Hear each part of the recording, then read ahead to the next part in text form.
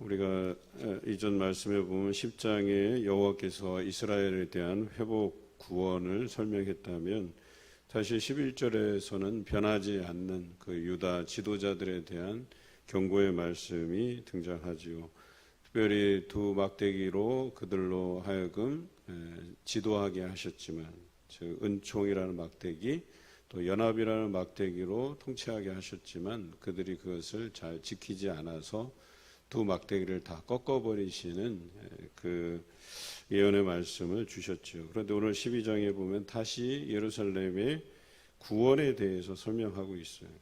우리가 이제 느끼기에는 구원하신다 하셨다가 다시 유다 지도자들에게 경고하시고 또 다시 구원을 말씀하시고 이렇게 너무 왔다 갔다 하는 것 아닐까 하는 느낌을 받을 수 있지만 12장의 말씀은 예루살렘의 구원을 말씀하시지만 궁극적으로는 그 여기 말하는 다윗 집 그다음에 예루살렘 주민이라고 하는 것이 결과적으로는 오늘날 예수 그리스도를 믿고 따르는 사람들에게까지 확대되어서 해석한다 이렇게 보시면 되겠습니다.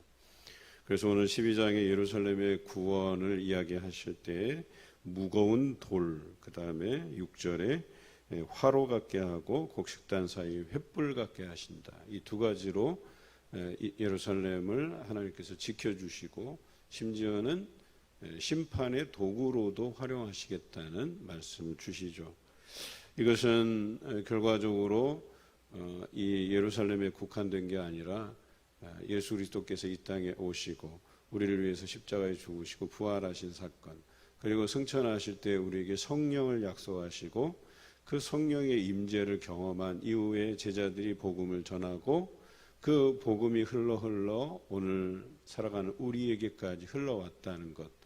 그래서 그 복음의 큰 물줄기 안에서 살아가는 사람들에게 하나님께서 동일하게 구원의 은혜를 베푸신다 이렇게 해석하는 것이 맞겠습니다. 오늘 특별히 12장 1절에 이스라엘에 관한 여호와의 경고의 말씀이라 그랬어요. 경고의 말씀인데 이스라엘에 대한 경고가 아니고 이스라엘을 괴롭히려고 하는 이방 나라들에 대한 경고라고 보여집니다. 왜냐하면 2절에 보라 내가 예루살렘으로 그 사면 모든 민족에게 취하게 하는 잔이 되게 할 것이다 그랬어요. 취하게 하는 잔, 즉 블랙홀처럼 이방 민족들이 이 유다 족속, 즉 예루살렘에 관한 유다 족속을 치러 그들이 몰려들 것이고 그것을 점령하기 위해서 혈안이 돼 있을 것이지만 결과적으로 그 예루살렘을 모든 민족에게 무거운 돌이 되게 하시겠다 이렇게 표현하고 계세요. 이 부분을 잘 해석해 보면 우리가 다니엘서에 보면 다니엘에게 주신 하나님의 환상 중에 뜨인 돌 환상이 있어요. 그 뜨인 돌이 하나님께서 바벨론의 왕을 쳐서 그 왕위에서 내려오게 하시겠다고 하는 그 환상의 해석을 우리가 기억할 거예요. 그러니까 뜨인 돌이라고 하는 것은 하나님의 심판의 도구를 상징하는 거예요. 여기서 말하는 것도 무거운 돌이 되게 하겠다라고 했고 이방 나라들이 그 무거운 돌을 들기 위해서 온다 그랬어요. 들기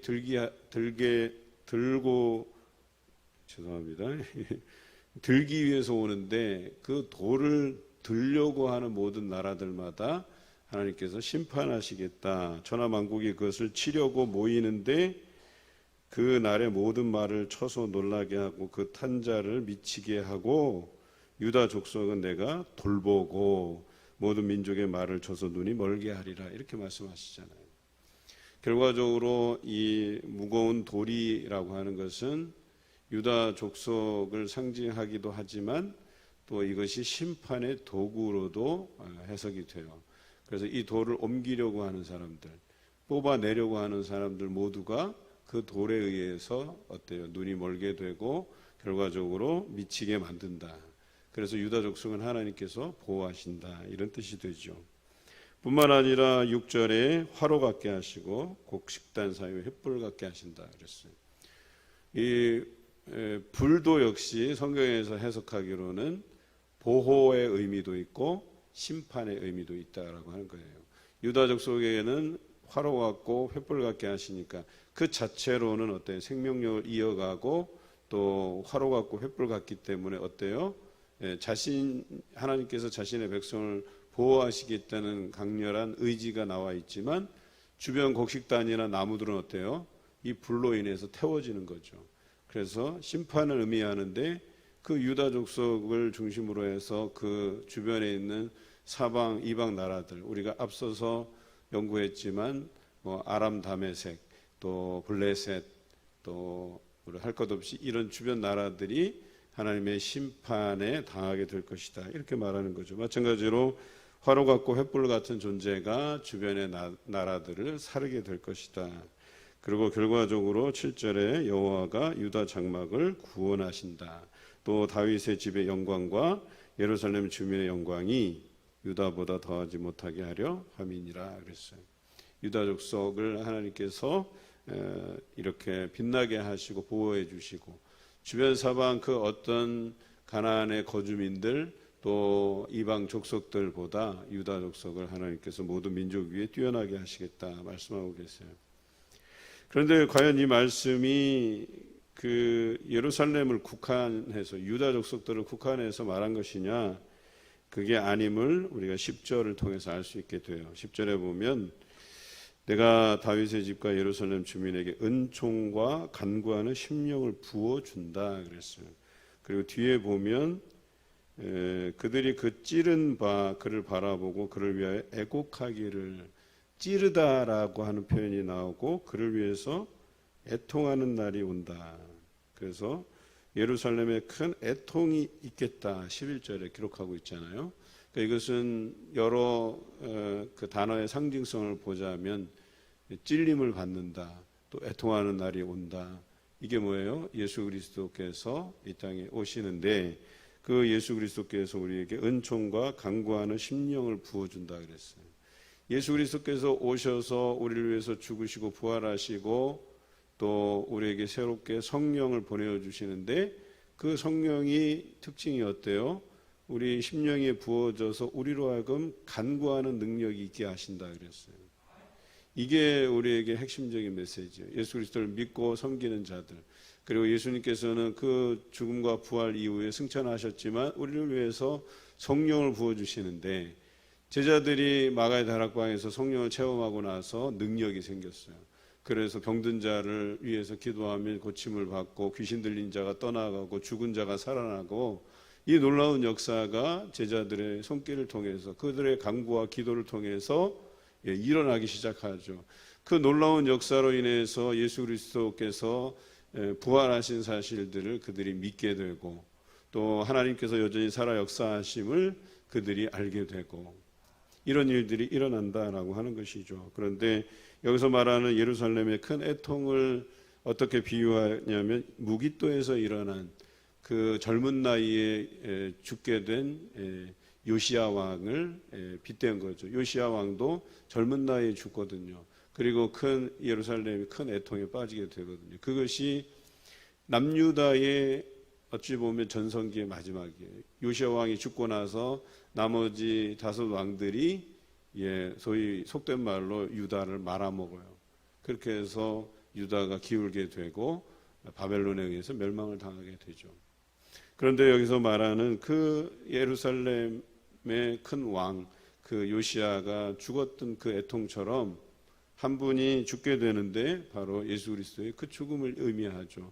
그분을 위해서 크게 사람들이 슬퍼하겠지만 그 일로 인해서 사람들이 어때요? 대속함을 받고, 오늘 12절부터 아래 쭉 나와 있지만 다윗, 여기 나단이라는 족속은 뭐예요? 다윗의 아들들 중에 한 사람이에요. 그러니까 다윗 이후에 그 족보들이 계속해서 그 평안함을 얻는다, 이런 표현이에요. 그러니까 그 족보의 그 끝은 어디 있어요?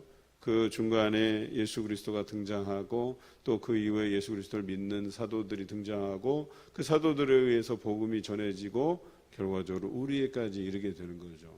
그래서 우리에게 그런 평안함을 약속해 주신 거죠. 은총과 간구하는 심령, 바로 이것을 통해서 일대 변혁을 일으켜 내신다라고 하는 것입니다. 이 큰 흐름 속에서 잠시나마 그 애통하는 사건이 있겠지만 그것이 애통으로 끝나는 것이 아니라 모든 민족을 구원하고 그들이 살아갈 힘이 되어주시는 놀라운 복음이라고 하는 역사가 만들어지는 거예요. 그런데 이것을 선포할 때 예루살렘의 그 구원의 국한에서 그들이 해석하며 받아들였겠지만 오늘날 이 말씀을 읽고 해석하는 이들에게는 이것이 예수 그리스도의 그 죽으심과 부활 그리고 승천하시고 성령이 우리에게 오시는 그 사건으로 이것이 이해되어진다면 오늘날 우리에게도 해당되는 귀한 말씀이다라고 하는 것입니다. 우리로 하여금 예루살렘 주민을 무거운 돌이 되게 하고 화로 같고 횃불 같게 하신다는 이 말씀을 기억하시기 바라요. 하나님께서 우리를 하나님의 백성으로 삼아주신 이유는 그 누구도 우리를 침범하지 못하게 하려 함이다라고 하는 것이죠. 시편 144편의 말씀에 의하면 우리 하나님을 경외하는 사람들을 누구로부터 침범 당하는 일도 없고 우리가 나아가 부르짖는 일도 없게 하시겠다고 말씀하셨어요. 하나님의 백성들을 구원해 내시고 보호해 주시겠다는 귀한 약속이거든요.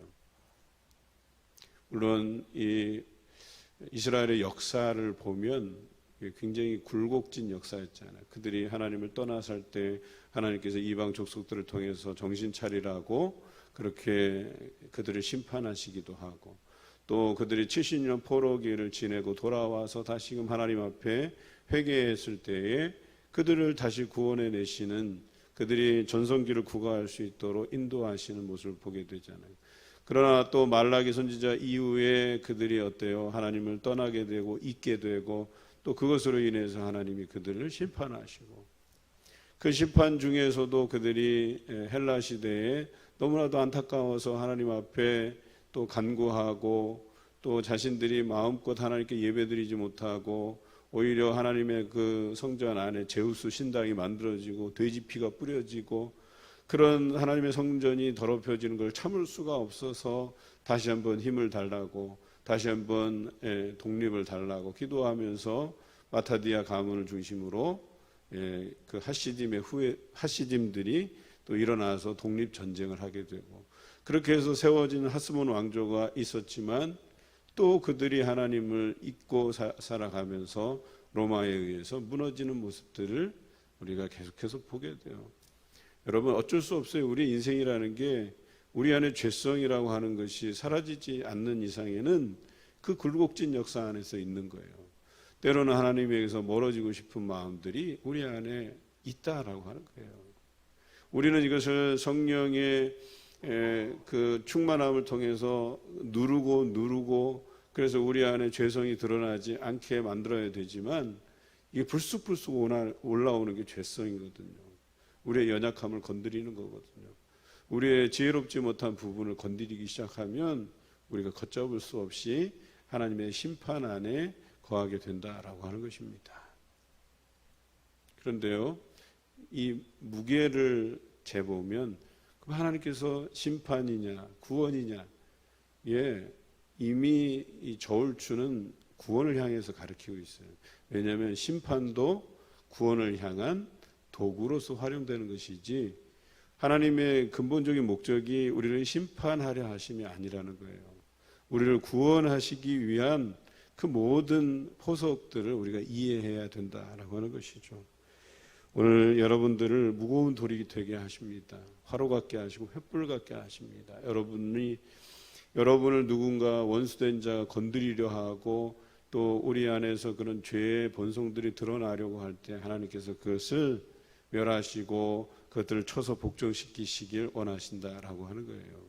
여러분 이것을 잊지 않는다면 우리 안에 죄성이 올라올 때 우리 주변에 나를 힘들게 하려 할 때 이 모든 것 하나님께서 막아달라고 성령의 충만함을 통해서 이것을 컨트롤하고 우리는 은총과 간구하는 심령으로 하나님 앞에 아뢰는 오늘 하루 되게 해달라고 기도하시는 여러분 되시길 주님의 이름으로 기원합니다.